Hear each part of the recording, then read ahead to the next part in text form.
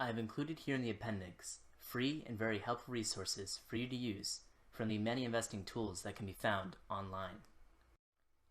First up is the reading list. By reading and understanding these books, you'll be well prepared to start investing. The order of the reading list is specifically designed to take a reader from the easy material into more advanced topics. Several of these can be found for free online in PDF format. The books by Greenblatt and Lynch can be understood by anyone new to investing and picking stocks. They are straightforward and reader-friendly, whereas the interpreting financial statements is easier if you're comfortable with investing terminology. If you only read one book on here, I suggest The Intelligent Investor by Benjamin Graham. Specifically, chapters 8 and 20 are the most important pages you'll ever read on stocks.